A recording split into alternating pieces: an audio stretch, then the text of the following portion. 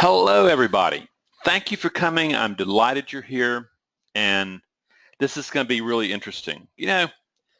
What on earth can belief, trust, and faith have to do with trading mind? Aren't traders supposed to be all about logic and reason? Well, maybe not. Maybe not. Maybe there's some deeper purposes here, some biological and psychological pieces here that we really need to understand in order to open the door to higher level trading. That's what we're going to be looking at today. And as usual, for those of you who know me and for those of you who don't, I hold my questions toward the end of the presentation because what I want to do is I want to get a consistent concept to you. And then after the presentation, I'll answer any questions that you want. You can type in your questions now. Dolores is here. She will record them, get them ready. But at any rate, that's the way we're going to work. And so let's go. Let's go, okay? People really get excited about trading. They can see the upside of trading. They can see all that financial stuff, and they can size up, and they can go and, the sky's the limit. And they know that can be realized, and all they need to do is go in and just absolutely knock it down, really go in there and be successful. Unfortunately, during this romantic courtship that people get into with trading, no one asks the question, what kind of mind is best suited for trading? It's not even on the radar screen at that particular time.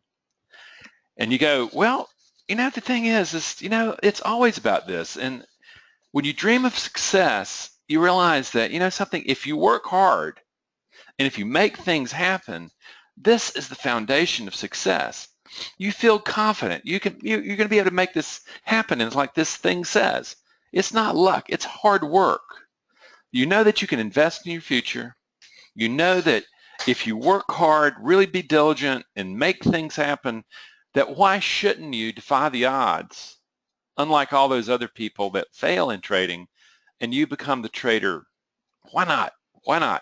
So we've got this thing. We bring this hard work ethic, and then the thing is that you get into the trading because you really truly have success before. You know what success looks like. You know what it feels like. And you just feel, I want you to hear that word, feel, that given time and experience, that you're going to be confident that you can produce success. And you believe that the same attitudes and positive thinking that produced success in the past are directly applicable to trading. And that is the flaw, okay? Nobody thinks about, really what is the difference between working in a business, working in a corporation and producing success, and working with trading and producing success. No one asks that, but just feel as though you're going to be able to, what's that old saying that, win friends and influence people? You have the right attitude. That positive attitude's going to make all the difference, and you bring that to trading. And then you go live. And you start experiencing something very different. What worked before is not working now. Somehow in the success equation, somewhere in that success equation, something's not working. So what do you think a hard worker, a guy who thinks hard work can solve the problem? You try harder.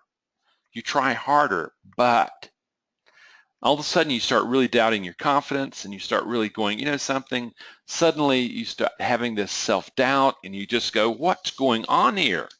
What's going on? Because truly self-doubt and second guessing begin to plague the trader.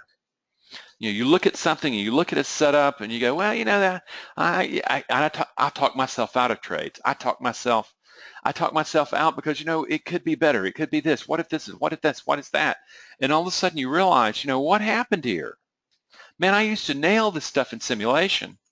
What's so different now? Now that I am trading live and it's real capital at risk, what's going on? And then they find themselves questioning themselves.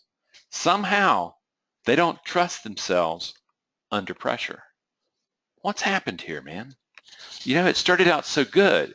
A little hard work It'll go a long ways, and all of a sudden you get here and there's real risk, there's real uncertainty, and suddenly everything starts falling apart. And you're going, wait, am I the same person who produced success before? What's going on? And is it the trader's skills? Is it the platform? Is it the methodology? Okay. Traders bounce around from trader to trader, from God knows how many different kind of indicators and signals and feeds, and they're just looking for that holy grail that's going to take them to the next level, because they are confident that their mind knows how to produce success. Okay?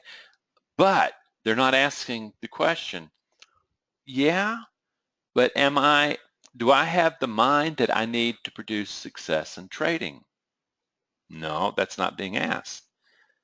He also discovers that he really does not have faith in his trading to weather the storms of uncertainty and ambiguity that he has to endure. That's the rub now, is that before you could control outcome, you could make things happen by taking action or by not making mistakes.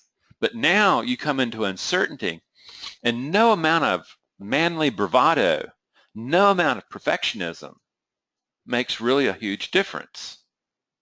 You know, this is about managing uncertainty, managing the unknown, and the skills that were so successful in another career when applied to trading fall apart. And then you start really going, you know, with this belief is that with all this stuff, you know, I should be protected from feelings of vulnerability in particular. But that's not the case. Uncertainty and vulnerability are linked together at the hip. Suddenly what you really discover is that trading forces you to experience vulnerability, which is a biological phenomenon of saying, oh, I'm exposed to threat. I'm not so sure about what's going to happen. Is that a saber-toothed cat behind that tree? Or the vulnerability to go, okay, what shows up when you experience vulnerability? The vulnerability caused by uncertainty. And it just so happens that your biology and later your psychology evolved to avoid all this vulnerability. The last thing that a caveman wanted to do was feel vulnerable. He wanted to feel assured that everything was going to be okay, that he was going to be able to overpower the mammoth, overpower the saber-toothed tiger. But what happens if all that's taken away? This is where it really starts getting really interesting, because ultimately you have to have internal courage, okay, to face your vulnerability that's exposed by trading. There's a lot of people who have never turned toward their vulnerability because they just don't want to deal with that. The other day, one of my clients has been trying to talk another guy into working with me on a personal level. And the client was saying, man, it's made a huge difference in my trading. I want you to take a look at this equity curve that since I've started working with Rande, and I think the same thing could happen for you. And he just went, no way. I'm not going there. And my question to this guy is, well, is he a successful trader? And my client said, no. What I want you to see is that his fear of uncertainty, his fear of vulnerability was so strong that he's letting it stand in his way of finding success in trading. Ultimately, you have to believe that you have the inner strength to face how little control you really have over outcome, and to face that, you know, what is it I really control, okay? Because all your life you've avoided this vulnerability business, and trading, it's here, it's now, and it's inescapable. So what do you do with the vulnerability that flows out of uncertainty? out of ambiguity. And look, you know what I mean. You have felt it. It's, when it's ambiguous and you're sitting there, I really don't know. I can talk myself into saying this is a good setup and I should enter. I can talk myself into this is not a good setup. It's missing some criterion. I don't need to be in it. And all of a sudden you find yourself going one, then the other, and the other, and you feel that in your gut. You feel that, and you feel the, oh my God, man, I don't know. I don't know.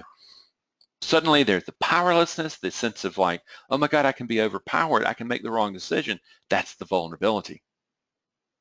And out of that, fears are showing. All these fears we talk about in trading, they all come forth out of this vulnerability. So you're going, okay, this is what I really have to do. And I've gone, well, what if I don't face it? What if I don't turn to face those things? Well, what happens is you're pretty normal. To the emotional brain, it succeeds when you don't enter the trade. To it, with its bias towards self-preservation in the short term, if you don't get in a trade, then obviously you can't lose, okay? On a biological threat level. In the same way that if you're in a trade and you finally get into black after that thing's been whipsawing around, and all of a sudden you start thinking, get out now, take the profit while it's there before it's taken away from you. To the survival brain, that's a victory. It has no reason to change. And there you are trying to force it. And the more you force it, the bigger the gorilla gets. And all of a sudden you find yourself jumping out of the trade, taking a small profit. And your broker fee eats well, but you're left with marginal money. So there you go. What we know is that your default programming, when exposed to uncertainty and the anxiety that comes out of it and vulnerability that comes out of it, the natural default programming is to run from that threat. Okay? That's what has to be retrained if you plan to be able to trade in probability management. Most retail traders, developing traders, are trading from fight flight. If you're jumping into trades, chasing trades, not being able to get into trades, falling apart in trades, that's all fight flight. And the caveman in you is absolutely having a good time because it looks at itself as producing survival in response to stressors in the environment. Okay? This is the way most people trade. Okay, so ultimately, this is what separates developing traders from professional traders. Until you can trust in your skills under pressure of risk and uncertainty, you do not know how to trade. Okay? You may have knowledge of trading, and it may be a lot of fun to talk about trading, and with no risk, you can trade in simulation well, but that's not trading. That's fake trading. Simulation trading is really good for learning methodology. It's really good to see how you get a feel of this, but it's not very good at all about training your brain and your mind, to be able to engage uncertainty. That's the piece that's missing. That's the piece that you're going to have to learn how to do if you really want to grow and prosper as a trader. So ultimately, traders come to a fork in the road in their evolution into trading, okay? And you come to the fork and you make a decision. Do I change, or do I stay the same and pray for a different result? The emotional brain is going to want you to stay the same, except it's going to want you to escape any threat. And suddenly when you take a couple losses, then you get traumatized, and then you've got a real traumatic response to loss. So you can begin to see how this builds and builds and builds. At the same time, there comes a moment where traders really have to make a decision, and often that decision is made from them because they run out of capital. Understand, it's notorious. 90 to 95% of traders are losing money. They burn through their capital in 2 to 3 years. Friends, that's normal. And the reason they do that is because they refuse to face their vulnerability. They refuse to learn how to engage vulnerability and uncertainty differently. They keep wishing that something would change, but they're not doing anything to produce the change in them that engages uncertainty. Can you see the flaw here? So ultimately, what you get, controlling outcome, at least believing you can, is an ingrained bias in the human nature. But it has no business in trading. It might have done very, very well for you in another career in another time. But ultimately, the big deal in trading, you come to the mountain and finally you understand, is that you have to let go of control.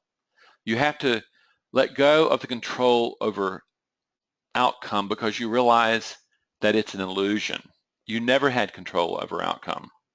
You may have in another career, I'm not going to talk about that, but in trading, this need to control outcome, this self-preservation instinct, simply is not possible. The trading gods really don't care. The markets are so vast that you are just not even a drop in a bucket. You are a molecule within a universe.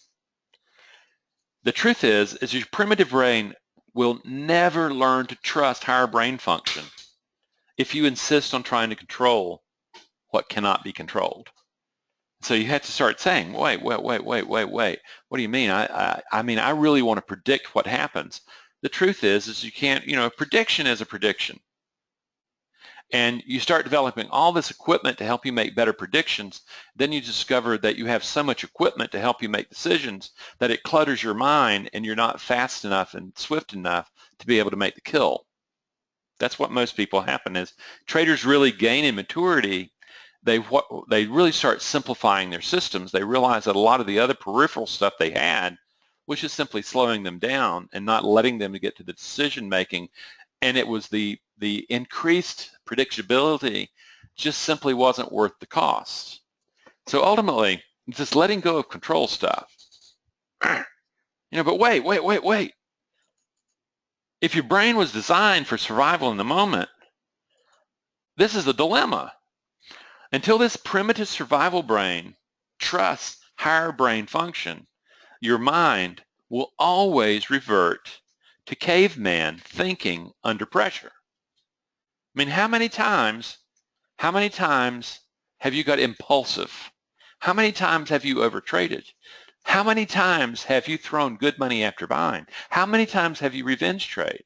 How many times have you not been able to pull that trigger? There's your caveman. You're sitting there thinking, this is a game of probabilities, and I am thinking in probabilities. I am using my left brain. I am in logic, and I am in rational. Why does this caveman keep showing up, getting scared, getting angry, and responding with anger or anxiety to a threatening situation? Why does he keep doing that?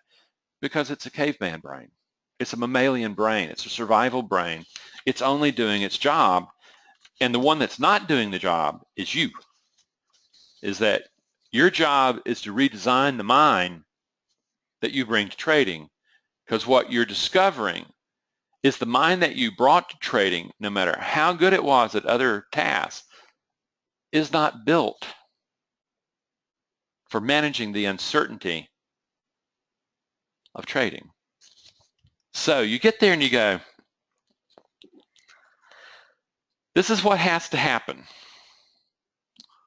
Where you engage the uncertainty and you recognize the truth is that I have a prediction of what's going to happen, but it may or may not be wrong or right.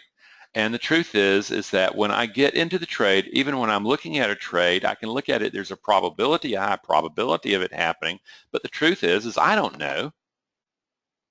And I'm comfortable with that. Caveman doesn't show up. So the thing is, you're not avoiding your vulnerability. What you're doing is you're turning toward it, but suddenly into that vulnerability, you are managing the emotions of curiosity, impartiality, and discipline. Suddenly a very different mind can be trained to meet that uncertainty. It doesn't have to trigger to the vulnerability of being threatened. It turns to the vulnerability of this is uncertain, and the truth is that I have no control over the outcome. I can't make things happen, but what I can do is I can control the mind that I'm bringing into the performance of that moment. And if I do that, probability is on my side, okay? The other thing that really has to be contended with is that your brain and your mind really seek the feeling state of certainty. It feels good. I mean, it feels really good. Isn't it nice to think about how certain things are? And, you know, I feel certain I've got a positive attitude and I'm going to do this and I'm going to do that. It's easy to talk trading, but performing trading requires embracing this uncertainty. And this is a quote from Voltaire. I mean, this is stuff that was known in centuries and centuries and centuries ago. Uncertainty is an uncomfortable position. That's the vulnerability stuff, okay? But certainty is an absurd one. To believe that there is any certainty in trading is to already show that you can't trade, is that you can't handle risk in trading. You're recognizing I'm letting go of that certainty business, and what I need to do is I need to develop a mind that's comfortable and engages uncertainty, not avoids it. This is where it gets really interesting. And so then you go, well, this is really falling kind of good. I've got all that survival programming. Oh my God, it has to be rewired. Yes, it does. It has to be rewired. You know, if you look at your brain as organic circuits, you would have a much better understanding. It's got voltage. It's got electrical current running through it. You can take magnets and you can just absolutely change the heck out of it. But the point is this, is now what you finally come to a moment. It's a big moment in a trader's evolution that you realize that the mind that you brought to trading is not going to work, no matter how uncomfortable that makes you believe and think. You go, I have to rebuild this mind. There's really no way around it. And again, what you're going to see is the vast majority of retail traders never come to that moment. And that's why they burn out of capital. That's why 2 to 3 years is about it. They're not willing, they're not capable, maybe they don't know that the brain has to be rebuilt from a survival certainty-based mind to a probability-based mind that recognizes that this is all about maybe, maybe not, and making sure that you're minimizing losses and just and accepting winners when they come and having an edge in the management of uncertainty. That's where it happens. Or, you know, what happens is, well, I should say, how do you go about doing this rewiring the brain? The first step is motion regulation. You can probably appreciate this sine wave sitting here, is that this is what most traders do. This is their lament. You know, you end up your greed buys high, and then what happens is that you sell low, and you keep repeating until you're broke. That's what happens. That's the emotional caveman cycle of letting certainty thinking take control of the mind that trades. So what we want to do is learn how to manage emotion, okay?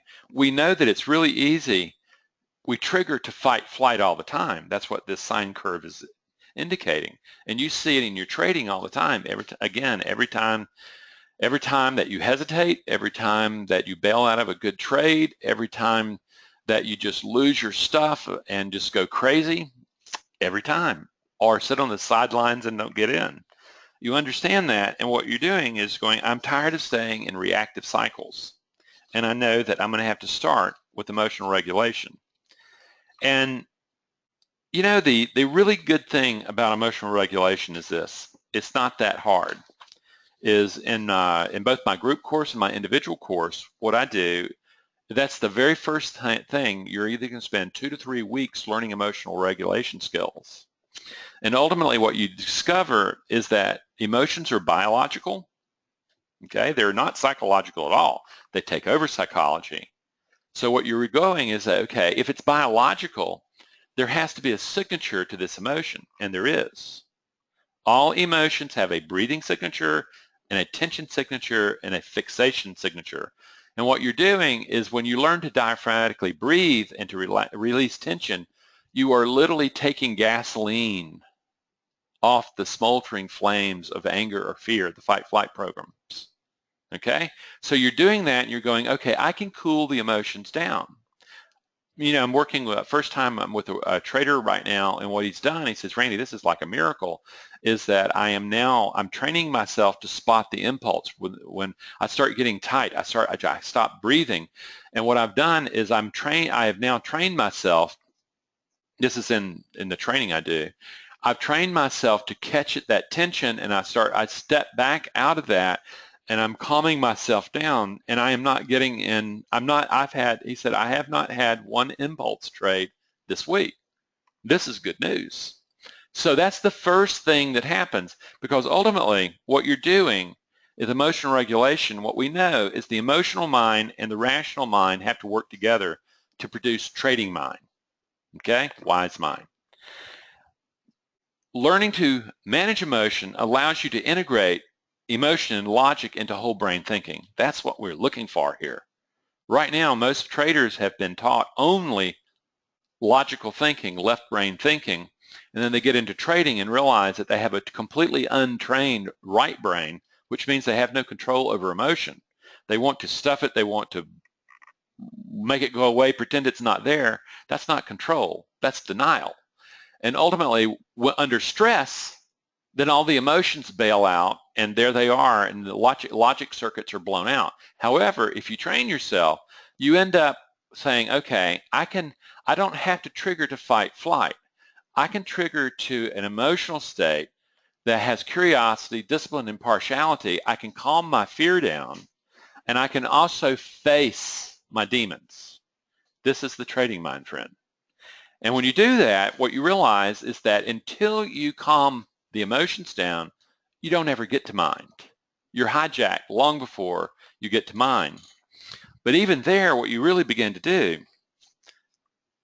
when you get the emotions under management, you can approach the mind. And this is where a lot of people, this is where the kind of teaching I do really starts rocking. Because what you discover is the brain really is a community of rival programs. They're duking it out. They're highly competitive with one another. They also build coalitions together. These are emotional programs, okay? And a good illustration would be in the real world, there's a photograph that I used to use of a crocodile with its mouth open with all its teeth exposed. And there is a bird inside the croc's mouth pecking out food particles, okay? That's cooperation. They are cooperating. Yet, if a wildebeest came down to the riverside, you would find competition. You would not see that the wildebeest wanted anything to do like stepping into the open mouth of a Nile crocodile. You begin to see, okay, now, and if you take a look at the movie Inside Out by Disney Pixar, you begin to see this thing where you see the emotional programs coming into like a control room and a control table, and they're duking it out, they're forming different coalitions, and they're moving around. And what you're seeing is those emotions create the emotional soup that produces the mind that acts. This is when you start getting interesting, because ultimately the next thing you need to understand is this, is that the mind really is where these emotional programs are given voice as your thoughts. And like in my teaching, you start learning to discern when you say, oh, well, I beat myself up, or, you know, something, I talked myself out of that trade. You'll quit using language like that, and you'll start saying, you know something, what happens, there were these different emotional programs, and they were really duking it out. They were very competitive with one another. One wanted me to stay in, the other wanted me to get out, and we were having an argument about, you know, goal attainment versus biological threat. And you begin to go, okay, now I'm beginning to understand also within me there's this part that just, you know, gosh, it just wants, I think it wants me dead. Yeah, it's really interesting. So now we're beginning to see a very different you begin to see that the mind is an enormously complex place where there are a number of emotional programs duking it out for control of what I call the committee of the mind. And unfortunately, because you've been asleep at the wheel, you haven't seen this internal struggle going on, and you didn't want that internal struggle anyway because it made you feel vulnerable. Now you're waking up and saying, man, I need to attend to this. Yeah, you better attend to this. And then what you're doing is you're saying, okay, now I'm going to use this new skill that I've been hearing about, mindfulness, to start looking inside the mind. I'm going to see what's driving the decisions that I'm making in the blink of an eye. What's going on in here? And it's interesting always to have a good roadmap to see how you do that. And what I'd like to give you a good example is that everybody experiences mindfulness or the observer. People just simply don't know how to use it. There was an interview a number of years ago by George Soros, and he had just made a couple $2 billion on this housing fiasco that most people just really lost their shirts in. And in that interview, he said, you know something? What happens is I have learned how to observe the markets. I step back out and I've begun to realize is that markets are like nature. There's bubbles everywhere. I've trained myself to observe for the bubbles and find the place in the bubble where I start betting against the bubble because I know that it's going to burst.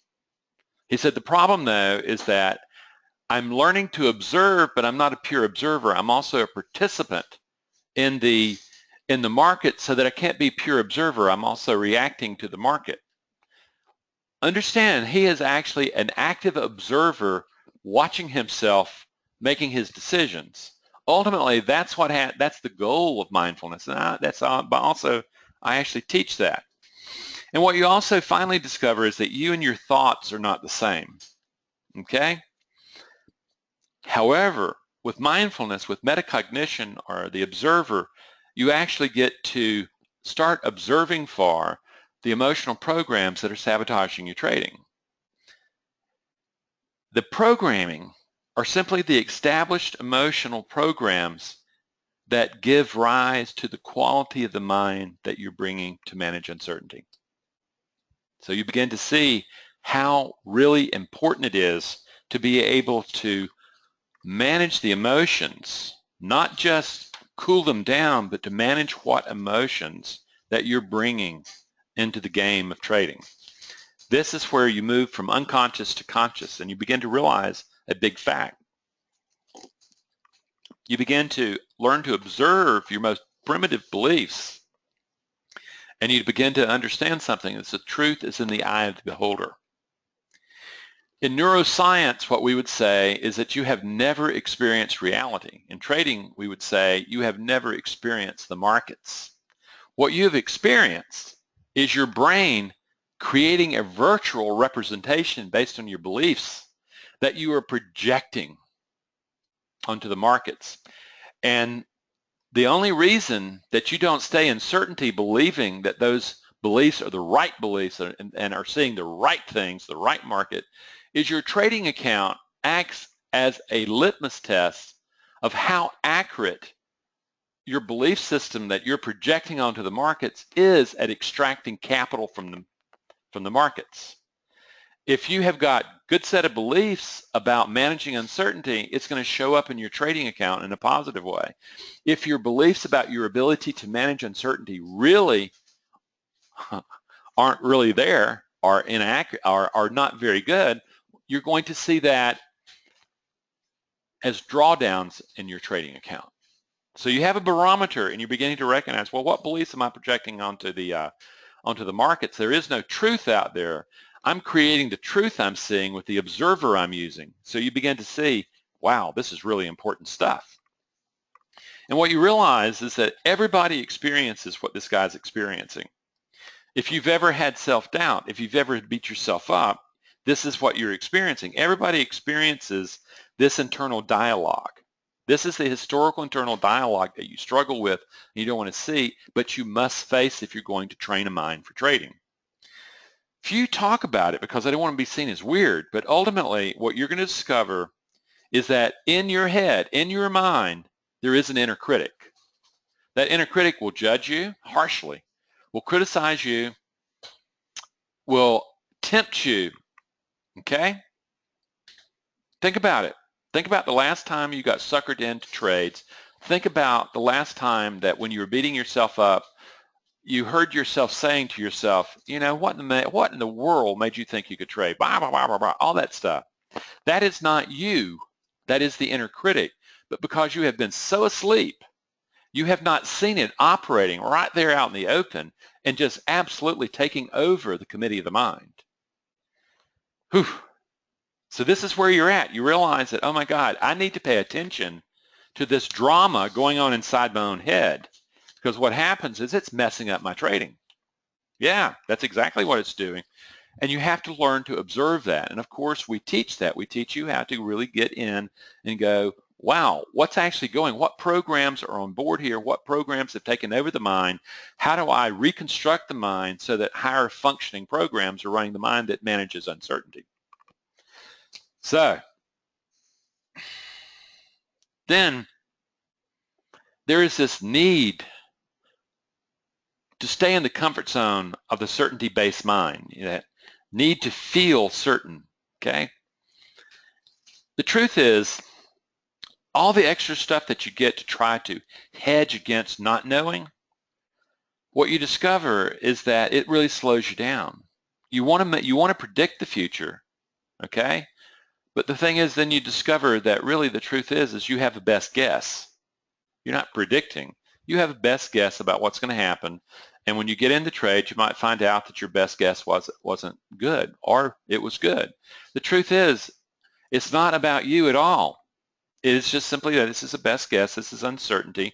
The truth is I can be right all over the place and still be wrong in trading.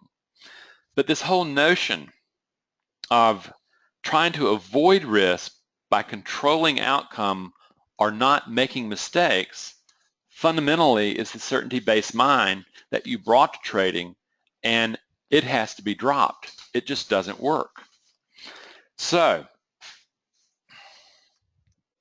you can't control outcome, but you can control the mind that engages risk and uncertainty. This is the key, friends. This is the place where you realize knowledge is pretty useless without emotion. And you have to use the emotion well. And you go, you know, I have to learn a lot about myself, what makes me tick. And I have to develop areas that simply didn't get developed very well. Okay?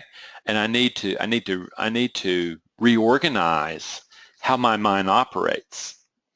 So then you come and you go, well, you either get default programming, or you train yourself to respond differently to uncertainty and vulnerability.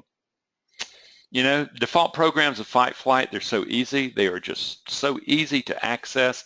Just experience uncertainty and you already have a wiring between uncertainty and fear.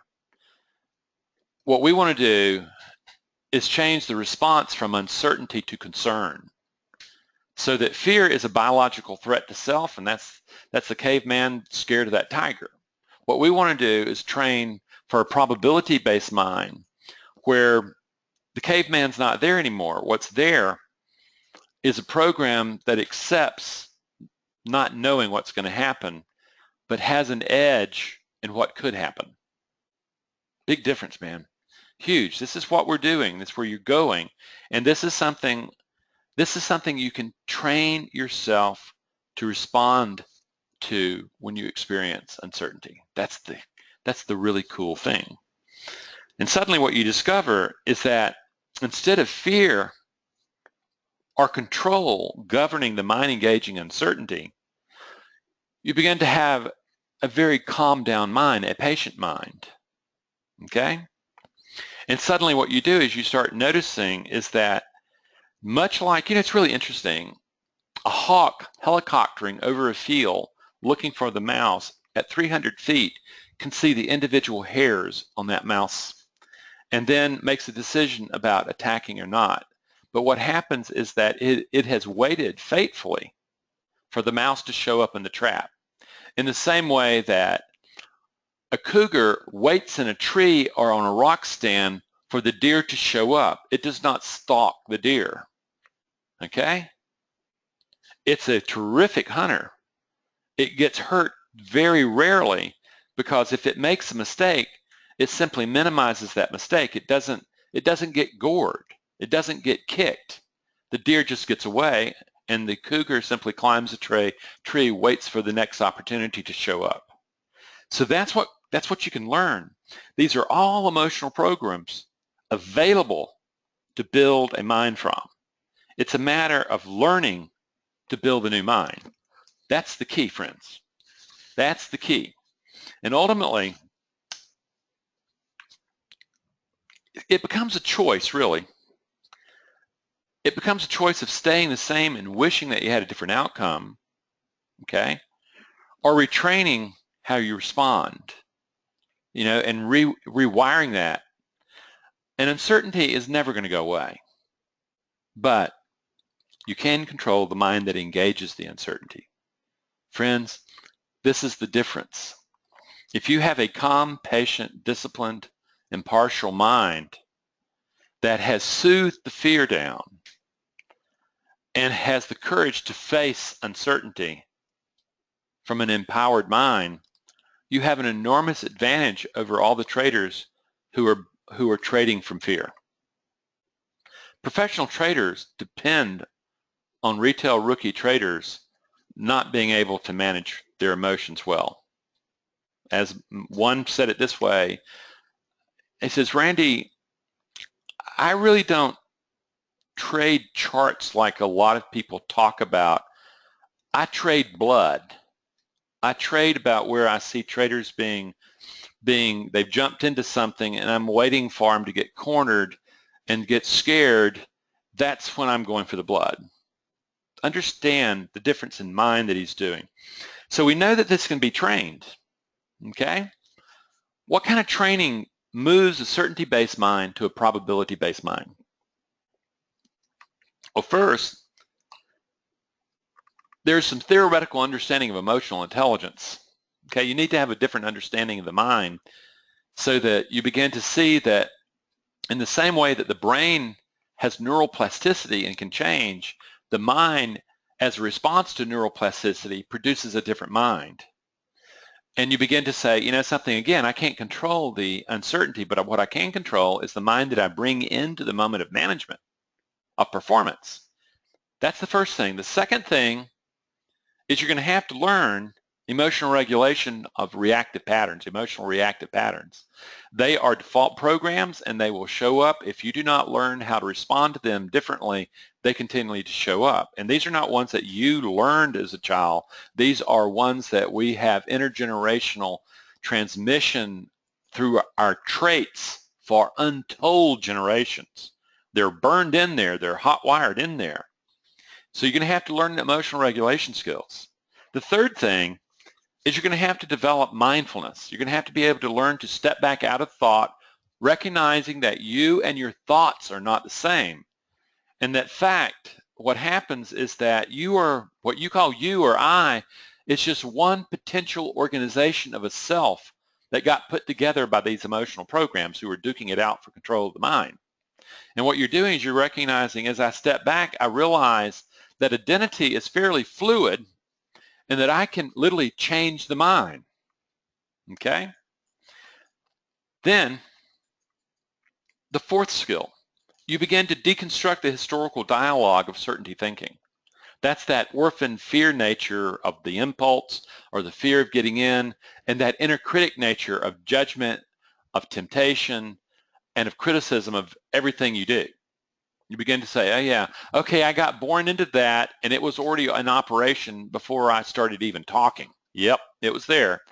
And what you're doing is you're saying, okay, now that I can observe, I realize that I need to take control of the ship of my mind. I need to take this thing, I need to clean the committee of the mind out. I need to reorganize it so that there's not a mutiny going on inside my mind when I trade. I need to have a very cool, collected mind when I trade, and I can build it. The fifth thing is you begin to construct an empowered mindset for probability thinking. And that's when, in my work, I train not wishing that you had discipline, wishing you had courage, wishing you had self-soothing, wishing that you had impartiality by affirmations and visualizations. I teach you how to go into experience that has actually happened, but the brain has encoded differently, and I teach you how to deconstruct that and reconstruct and find the discipline in a challenging moment that you really did experience, and the courage and the self-soothing and the impartiality, and you begin to recognize, oh, these are emotional programs that did in fact fire. I saw them fire, and I've experienced what they feel like. And then what you're doing is you're no longer wishful thinking. You're going, no, I'm extracting the feeling state out of there, and I am designing the emotional cocktail that produces my mind. Powerful stuff. And ultimately what you end up with is an intentional mind. You bring an intentional mind into performance. Like when you take a look at this guy, do you think this guy is thinking about outcome? Okay? My bet is his mind is focused on the moment of performance. Friends, this is the difference between a developing trader and a professional trader. That's why the professional trader is eating your lunch. And nothing is stopping you from redesigning the mind that you bring to trading but you. And it's really a decision. Do I want to focus on performance that I can control, or do I want to focus on outcome that I cannot control? You put yourself in a helpless situation trying to control outcome that you can't control, but you can control performance. That's what gives you the edge in probability. So how do you learn this? How do you learn this? I would suggest that you actually become the change. We're going to be starting a group course here in June. And what it does is it teaches the exact things that we've talked about here. It actually teaches you how to do them rather than just impart knowledge. You know, that's what people have always said about my work versus a lot of other trader psychologists. And what they'll say is other trader psychologists tell you what the mind ought to look like, but they don't have a clue about how do you build that mind. What I do is I teach how to build a mind. In this group course, it's 5 sessions, an hour each, every 2 weeks, and there's a curriculum, and you literally start out with emotional regulation, mindfulness, the historical dialogue, applied mindfulness, and the whole thing, okay? And it's built out of a virtual classroom that's open 24/7. So as much as you want to read, as much as you want to practice guided meditations, as much as you want to watch the videos, you can. And what very smart people do, we've already had 3 or 4 of these do this with the upcoming one. When they say, I want to get in early, I want to get this emotional regulation stuff down, and I want to get started before the class starts. That's a smart person. I encourage you to think about this. It's a powerful course. The basic things, the skills you need to be able to actually build this new mind are taught in this course, okay? There's also an individual course. It's really for the person who says, you know something, I realize that I really want a mentor and I can afford it. And that individual course is more comprehensive. It's far more personalized. You know, you get into some stuff. When you get into that, you really begin to see the underpinnings of your reactions to uncertainty. And the key is that with it, you end up with 10 one-hour consults with me, and we use Skype, so we're just looking at each other for 3 or 4 months. And here's what I really encourage. First of all, you have to come to the moment where you realize that I really am going to have to build a mind. I'm going to have to find some way of doing it. And I recognize that reading books is not going to bridge the gap between knowledge and performance. Okay? You can have knowledge, but until you can manage the emotions, that knowledge is pretty useless in tight situations. So what I'm encouraging you to do is go to my website, take a look at it, and if you really want to look and explore this stuff, get a free consult with me. Okay? They're free, and Dolores will schedule it. We'll take a look at it, And then what I'll also say is this, is on the group course is an enormously efficient course that is highly cost effective. And if you go ahead and actually sign up before Friday, June 10, what you do is we're going to give you a $199 package of emotional regulation training for free. So it's a bonus. You can also break the group course into 5 payments, or you can pay it at one time. It's really, ask some questions and we'll find out. What I want to do is I want to thank you for being here. And I really, truly hope that you're taking the performance mind and really thinking about it and realizing, something, this has got to happen. I have to take the performance mind and build it for the rigors of trading, of uncertainty-based thinking and probability-based trading rather than certainty-based. So if you've got questions, type them in, and we have one. What is the best way to get rid of self-sabotage and hesitation? The start would be take some of my courses, because you have self-sabotage basically is usually about a sense of undeserving, where something, I feel good, look at me, I don't necessarily deserve this. Or what happens is that when you start winning, you allow yourself to start feeling good, and that feeling good you don't recognize as euphoria, and euphoria causes you to make horrible mistakes in calculating risk. So ultimately what you have to do is you have to, the very things that I just outlined of coming to a very different understanding about how patterns are formed, how emotional intelligence works, has to get there, but you have to emotionally regulate. Then you have to be able to observe that internal dialogue that's causing the sabotage, because there will be part of you that doesn't believe they deserve, or they get so excited that they finally won and they think it's going to go on forever. And professional traders don't do that. Professional traders look at winning as, oh, I landed on the right side of probability that time. Yay. When they lose, they go, I landed on the wrong side of probability.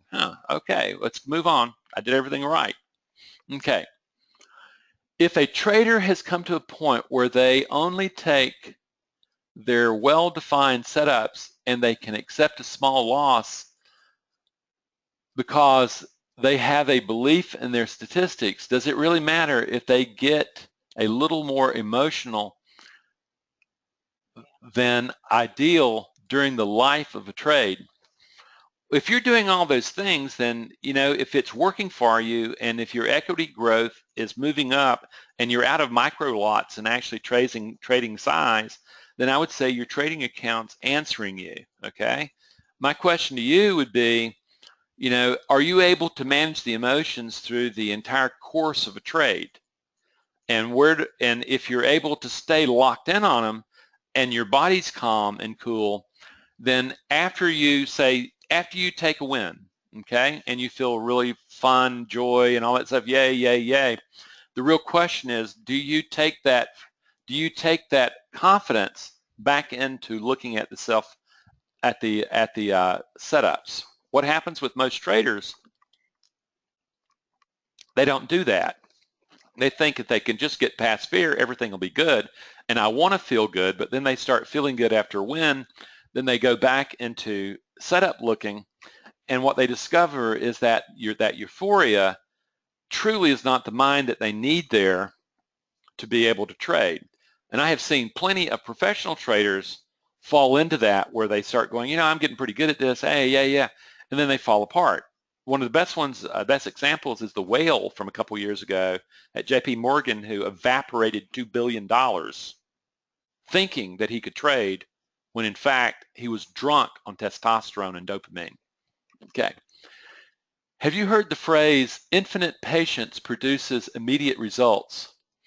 In trading, this is enormous. This is like the example I use of the cougar, is they have infinite patience. They will sit and they will wait, because they darn well know in their bones that the deer is going to walk into the setup. When that setup happens, then they're ready, they're alert, they're focused. So the thing is, that infinite patience you're talking about, I hope you define it greater, because what I have found in trading is there has to be a certain level of readiness, a certain level of arousal, but it has to be a patient arousal. It can't be where it's kicking you to get into trades, but that infinite patience has to have a readiness component in it to act. Question, can the self-critic be overcome by calling on the caregiver? That's a fairly technical question. I'll answer to the inner critic. You confront the inner critic from your courage, or what I would call warrior, okay? The caregiver, that self-soothing, that self-compassion is directed toward the fear, not toward the inner critic, okay? What you're doing is you're calming from self-nurture the fear of the orphan, that fear of the amygdala. So inherently what you've got is you have a part of yourself that has the courage to face down this self-loathing, this critical part of the self, and to confront it. Whereas you have another part of the self that is going to this childlike, fearful part of the self and calming it down. Because when you calm that fear down, that gives you the ability to think from impartiality, or what I would call sage. Okay, but the inner critic will always be there. Okay, let's see here. Sorry, did I miss the cost of the programs, group versus individual? Yeah, I didn't actually say them, so good question. Thank you. The cost of the group is $11.95, and or 5 payments of $239 over a period of every 2 weeks. A lot of people take that option so that it really breaks the cost down over time. And if you sign up early, you get a free gift of $200. Okay. The individual program it's $3,500, but understand it is far more comprehensive and personalized. Or 3 payments of $1,200 over that would occur once a month, so over 3 months. So that would be the answer to that. And you go to the website, and there will be enormous descriptions of both courses. In fact, you will see the group course laid out of what you're learning on a per session basis. Okay. Can you explain the difference between developing trader state of mind and the Ignite course? Well, developing. Well, first of all, the major thing that most people look at is the cost. Is that the group course is far cheaper. Okay, and a lot of people, if you're trading small trading account and you can't see, well, a guy who's looking at the individual course looks at it and says, oh, I can easily lose $3,500. Well, I'd pay $3,500 not to have to experience another $3,500 stupid loss. But the group course occurs where a group convenes and I speak and work with a group. Okay, you can ask questions and we work the program, and you go to a virtual classroom for all your lessons. Okay, and it's a 2-month process where you meet 5 times during that for an hour. The individual course, you own the materials, and there's a lot of them. It's a lot. Like I said, it's like a graduate level course, and you're also meeting with me 10 times for at least an hour over the course of 3 or 4 months. And most people, I don't like the course to go too fast, because toward the end, it's very subtle, the things that you're working on. And I tend to like to see that course last for 4 months. So you're seeing that the individual course is probably going to last 2 more months than the group course. So, and some people transition from the group course into the individual too. So it works that way. A lot of people recognize that the stuff that they need to deal with just can't be handled in the context of a group course, that they really need individual mentorship. And I guess really that when it comes down to it, the difference is the individual course has individual mentorship with a lot more comprehensiveness to it, and the group course is teaching the basic skills that you need. Okay, but it's depending on you to do the work. They're very different. But the thing is that I had a number of trader trainers saying, Randy, we just don't work with people who are going to take your individual course. We work with people who can afford a group course. So if you would create one, we'd really appreciate it so that we can start getting our traders trained emotionally. That's the big deal. What is the best thing to do while waiting for a setup? Avoid getting bored and being alert when the setup is ready. The thing is what most people do, what I train, is you practice patience. And boredom is just simply, to me, if you're being bored, what's this all about? Is that patience is part of the animal called trading.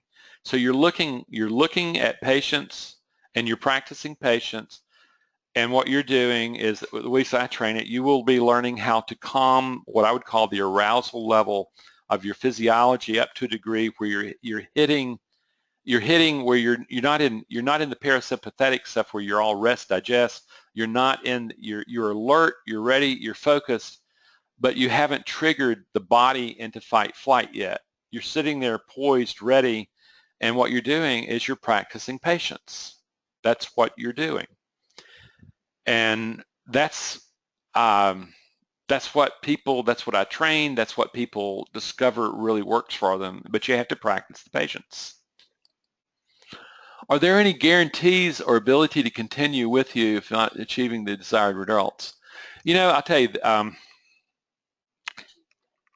Let's start with the continuing. Is a lot of people continue with me from either they will move from the group course into individual work, or when they do the individual work, they discover that when they get what I call the big four working, that a whole new world opens for them, like sizing up and doing things like that they want continued relationship with. And I work with people I've been working with for a number of years, and they work with me not because they need me, but they know that what happens is that I keep them rigorous. They know that I'm going to ask the same things, and so they stay prepared rather than letting their skills lapse.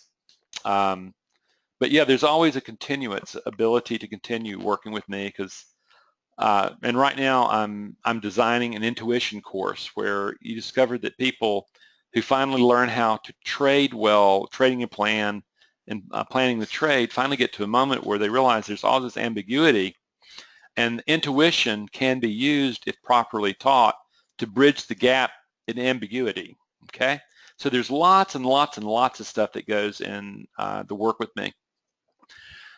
How much to upgrade from group to individual? You get a $500 discount. So that would mean the group course would be $3,000 rather than $3,500.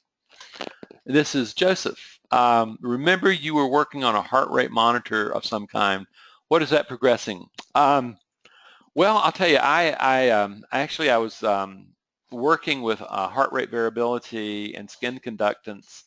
And what I've done is I've spent money with a really brilliant group, and I'm waiting to ever get my first watch out of it. What I've done in the meantime is I'm now training people using a heart rate monitor that measures basically what you're looking at. When you see heart rate fluctuation, you're actually seeing emotional arousal going on. And what I train people to do is to use the heart rate as an indication of where an emotion actually triggers, and I train them specifically for micromanagement purposes of, you catch the emotion before it just overwhelms you. You catch it long before then, and you train to that tendency so that you'll see it. You'll see your heart rate just absolutely bounce at a particular moment, and you'll see it consistently bouncing at those moments.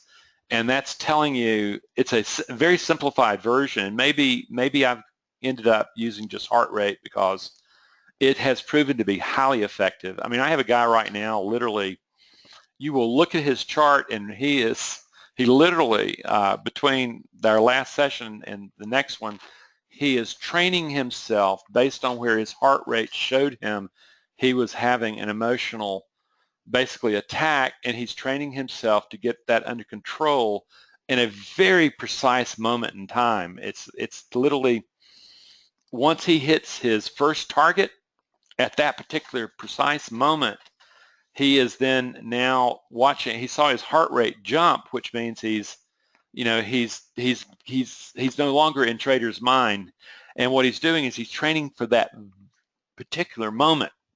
The thing is, with a heart rate monitor measuring arousal levels, you can go in and you can train, oh my gosh, infinitely tight.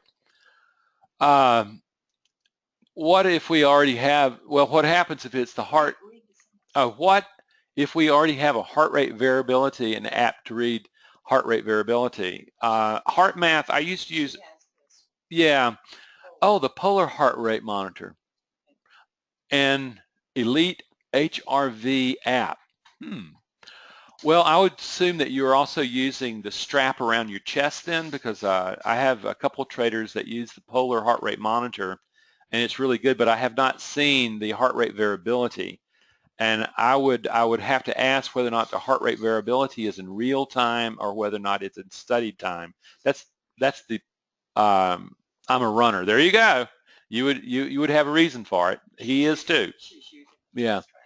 So first of all, congratulations, and I want to tell you right now, man, that polar is enormously accurate and is a very fine machine. The problem is I have trouble convincing traders to put a strap around their chest. You know, it's a Fitbit just sitting there right on your hand, and you can feed it to your smartphone, and you can get a digital readout of your heart rate and have it right there up against your screens, and you can literally see where you are in a chart, where you are in a trade, and you can see your emotions move up and down. And the problem I had with heart math was that their heart rate variability and the way they trained for coherence, they got you too calm to trade, okay? And you really have to have a focus, a readiness that's going to show up in heart rate and heart rate variability. In the same way when Mark Douglas talks about the zone mentally, there is a zone physiologically that correlates to the performance mind. And the thing is you've already started with that. You can really drill down on that. That's a very good one. Okay, friends, that is it. I thank you for your time, and I thoroughly encourage you to really think about it, saying, I am at this fork in the road. Do I move to learn how to train the performance mind, or am I just going to wait and see what happens? If you decide to train, I totally encourage you to check out the website and to look at these two courses and see where we go. Oh, the recording will be available to you tomorrow. And we'll send you the link tomorrow. We have to render this thing, then we have to upload it to YouTube, and so you'll get that tomorrow. So no matter what, folks, I wish you well. I wish you prosperity, and may God bless. Take care. Bye-bye.